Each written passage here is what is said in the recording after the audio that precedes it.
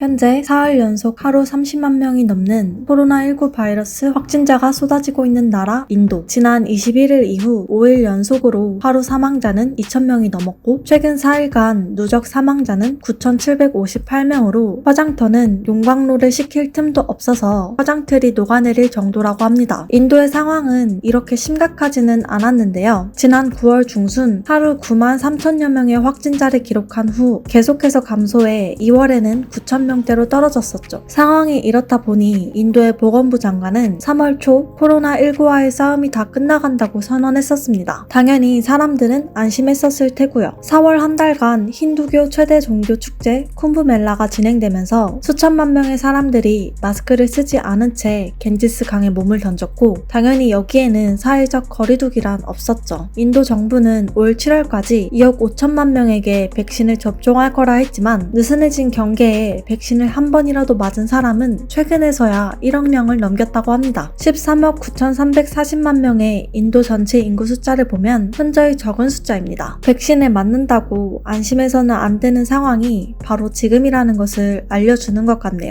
사실 인류 역사에서 바이러스란 뗄래야 뗄 수 없는 존재입니다. 에이즈 바이러스, 스페인 독감, 감기 등 세균의 10에서 100분의 1 정도밖에 되지 않는 크기로 바이러스는 세상을 휘젓고 다녔죠. 지금도 그러고 있고요. 바이러스는 DNA 바이러스와 RNA 바이러스로 구분이 됩니다. RNA 바이러스는 DNA 바이러스에 비해 돌연변이 발생 확률이 높아 치료와 예방이 어려운 것으로 알려져 있습니다. 우리가 요새 고생하고 있는 코로나19는 RNA 바이러스이죠. 그리고 인플루엔자, 에이즈, 독감도 포함이 됩니다. DNA 바이러스는 천연두, 수두, 비형 간염 등이고요. 그럼 바이러스는 도대체 어디서 온 것일까요? 먼저 세포로 이루어진 생물보다 먼저 탄생했다는 가설 독립기원설입니다. 태초에 원시 생명체에서 탄생한 바이러스 조상. 이 바이러스의 조상이 독립된 삶을 버리고 다른 세포에게 기생을 하면서 불필요한 유전자를 버려 지금과 같은 바이러스가 되었다는 가설입니다. 두 번째는 세포로 이루어진 생물보다 나중에 탄생했다는 가설 두 가지가 있습니다. 바로 세포 탈출설과 세포 퇴화설입니다. 세포 탈출설은 세포의 유전물질 일부가 세포를 벗어나 지금과 같은 바이러스가 되었다는 가설이죠. 세포 퇴화설은 증식과 같은 생명 현상을 다른 세포에게 의지하게 되면서 필수적이었던 유전자를 잃어 현재의 바이러스가 되었다는 가설입니다. 이렇게 다양한 가설이 있지만 바이러스의 기원은 아직까지 미스테리로 남아 있습니다. 다만 흥미로운 것은 바이러스가 생물의 진화에 영향을 미쳤을 수 있다는 것입니다. 인간 및 다양한 생물의 게놈 해독이 완료되고 나서 밝혀진 바로는 생물종 사이에서 DNA 이동이 자주 일어났을 것이라고 하는 것인데요. 이런 DNA 이동은 바이러스 때문에 가능하다고 합니다. 이유는 같은 바이러스가 여러 종의 생물을 감염시킬 수 있기 때문이죠. 바이러스가 증식하는 과정에서 숙주의 유전물질 일부를 자신의 유전물질에 끼워 넣고 이 바이러스가 다시 다른 종의 생물을 감염시키고 증식하는 과정에서 이전 숙주의 유전물질을 다른 종의 유전물질에 끼워 놓을 수가 있습니다. 이런 것을 보면 바이러스가 생물 진화에 큰 영향을 주었을 가능성이 있다고 합니다. 오늘날 팬데믹 사태까지 온 코로나19 바이러스가 끝나고 나면 인류는 알게 모르게 이전과는 다르게 바뀌어 있을지도 모르겠네요. 언제 끝날지 예측조차 안 되는 코로나19 사태 속 다시금 경각심을 가져야 될 시기라는 판단이 들어 영상을 만들게 되었습니다. 영상을 시청해주신 모든 분들에게 감사 인사를 올립니다.